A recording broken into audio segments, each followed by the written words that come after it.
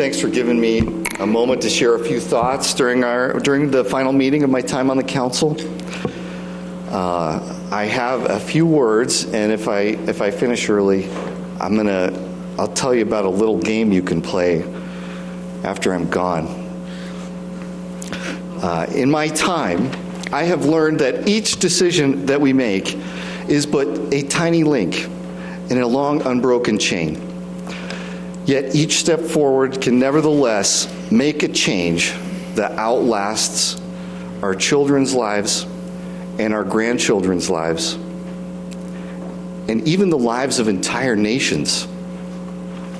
I want to share with you a tale of two cities growing and changing on opposite sides of the globe, connected in synchronicity.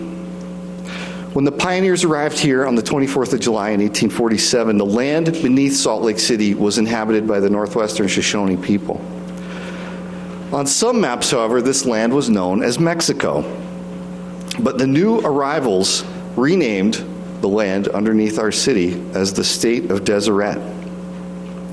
At that time, Berlin, a city across the globe, was the capital of what was then Prussia. But a few months after the city's incorporation, Mayor Jedediah Grant incorporated the city. We had Mayor Jedediah Grant, and they formed the city's first police department. That was one of the first actions of the city. It was 40 men, and they were paid 25 cents an hour to patrol the city. And today, Mike Brown's police department has over 300 police officers employed full-time. Chief Brian Dale of the fire department has over 300 firefighters, but that department started with a little bit smaller of a seed that was planted. It was started with a resolution to buy 21 ladders and 3 dozen leather buckets. That was our fire department. That was the time when the ground underneath Salt Lake City was changed from the state of Deseret to the territory of Utah, the Utah Territory. It was a provisional state. And underneath Berlin, there was a change from Prussia to the German Empire. And at that same time, their streetcar system was developing. Our streetcar system was developing. 1870s we're talking about. The director of the streetcar system was the man in the portrait behind you. And the streetcars made it possible to expand the city out to the avenues, to Liberty Wells, and to Sugar House in a way that people who were then didn't have any cars could get to the city center and back. In the 1880s and the 1890s, Salt Lake City was the 5th city in the world to electrify. We beat Berlin in electrification. New York and Cleveland were in front of us here in the United States, but Salt Lake City was a leader. And a resolution of the city council, we got street lights for a cost of $15 a month. We got a few dozen street lights, and we were the first city to do that. Today, our public utilities is run by Jeff Niemeyer, and at the same time as our streetlights, we got a sewer system, we got clean water, and Jeff Niemeyer's public utilities department today has over 20,000 streetlights and hundreds of miles of water pipe, a stormwater system, and a sewer system. At the turn of the century, delegates from around the state of Utah met here in this building, in this very room, to negotiate the terms of our state constitution and create what was the Utah Territory became the state of Utah. The ground underneath this building changed 5 times. The country changed 5 times in 50 years. In the teens, our roads were paved, parks were landscaped, streets, we got the snow plowed, streets were plowed with horse-drawn carriages. And believe it or not, the Public Services Division that is run by Rick Graham had about the same number of employees back then as they do today. It's just that now we've got big machines to do all the work, and back then they had just horses and small hand tools. In 1912, the first traffic light in the world was invented right here in Salt Lake City. And now Robin Hutchison runs our transportation division. We can't get enough traffic lights. It's a public service that has just, quite frankly, grown and grown, the demand. That was the same time, around that time, that the Germans lost World War II. The First World War. The government was overthrown, and it became the Weimar Republic. The ground underneath Berlin was the Weimar Republic. And as the city grew and evolved into the 30s, we built our first airport.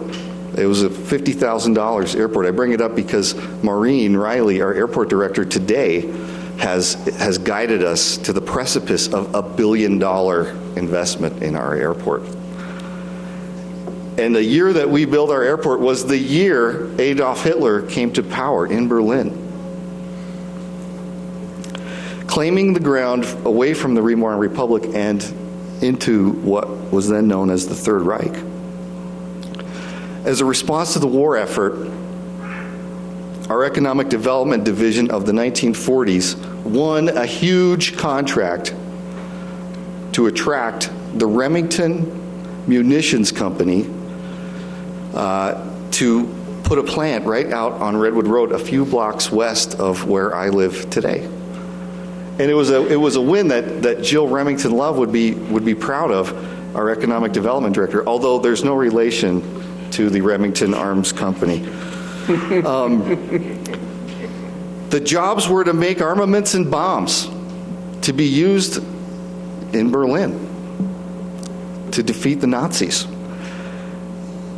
And the families of Glendale and Poplar Grove were made up of the workers of that plant, of that huge munitions plant. And those families set the stage for the culture of the West Side today, of working families and military families. The 9th Division, the 9th Engineering Division also relocated to Fort Douglas at that time, and the housing on the West Side. The expansion of workforce housing is one that Mike Ackerlow would have been proud of the day. I'm sure he would have participated in that. In the 40s, Berlin was actively being bombed. And today we have a homeless situation where about 1,000 people spend the night in our homeless shelter each night. In Berlin, it was 500,000 people were made homeless by the bombing campaign. But at the end of the war, the Nazis were defeated, and Berlin was occupied by 4 different countries: the United States, Russia, France, and the United Kingdom. 4 different countries occupied that one city. Eventually, the armies left, and what they left behind was a wall cutting through Berlin, separating East Berlin and West Berlin, at the same time that, literally the same time, Utah elevated State Route 91 to become I-15, separating the east and west sides of Salt Lake City. With the suburban freeway system in place, there was flight out of Salt Lake City. The suburbs grew and Salt Lake City shrank. Through the 60s, 70s, and 80s, our population got smaller. Palmer DePaulis and the reorganized city council fashioned some policies that gave us the downtown we have today: the light rail, the Galvin Plaza, the arena where the Jazz play. In 1990, the population of Salt Lake City had bottomed out. 30,000 people were lost from our peak in the 50s and 60s. And in 1990, the world celebrated, at our low point, the world celebrated perhaps the high point of Berlin's history. The wall came down, and the city was reunited under one Germany. Didi Corradini helped secure the Olympics. Rocky Anderson reminded us of what it's like to live large and live right. And Ralph Becker's accomplishments put out fantastic public work projects and blueprints that will help create and cement our role as a great American city. Right now, our population is at a record high. 25 years after the last time the ground underneath Berlin changed ownership, it is a lively, free, exhilarating, and booming city. Thank you for sitting with me through this history lesson. I do have a point. The country in which we stand changed 5 times since Salt Lake City's incorporation. For Berliners, the ground beneath their feet changed 17 times. 17 times since the foundation of Salt Lake City. And so my bold point is this. What we call countries are in a perpetual state of change. But cities endure. Our city is older than the state of Utah. Policies and institutions of Salt Lake City are now more than 150 years old. Police, fire, parks, utilities, transportation, economic development, they all started so tiny. And the policies we support and the institutions we create can have a legacy that lasts hundreds of years. So I asked myself, was there anything in my short 4 years on the council that has been a part of lasting civic change? And my answer is yes. Yes, our council planted a seed for a growing institution of the 21st century. I can take personal credit for using my office over 4 years to run workshops in Matt Shake's classroom, guy that you saw in the video, to teach about 1,000 7th graders about the importance of local government. But it takes teamwork to get things done, and I am proud that our team advanced the West Side Master Plan, coordinating incremental improvements for the benefit of the whole city. I am proud that our team advanced the effort to crisscross Salt Lake City on the 9 line, what used to be called the Trans Valley Corridor. And I am proud that the city advanced the possibility that hundreds of victims of sexual assault can find justice by changing the way that we process rape kits.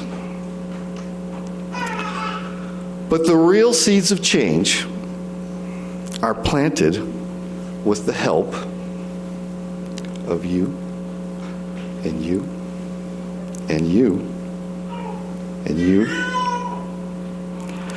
The 21st century is an age of collaboration. Every person watching this speech is a part of the new spirit of civic engagement that permeates our city. I have watched in awe as thousands of city residents, in addition to institutional partners, have worked together to create our long-range future plans, to guide forthcoming designs, and to even reshape active construction while it's even happening. We are only at the beginning of this age of collaboration. Our first fire department could not put out a bonfire with 36 buckets, leather buckets. And our emerging civic engagement division can't prevent the bonfires raging behind the biggest issues. But the leaders inside the city are at the forefront of using tools of civic engagement to provide positive ideas and include diverse people in the process of governance.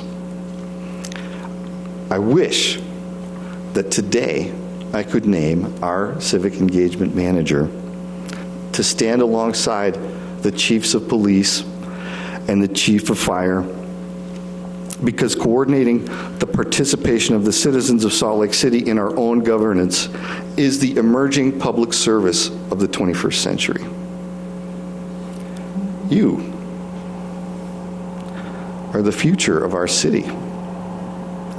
And you will create links in an unbroken chain that lasts hundreds of years beyond the lives of our children and grandchildren.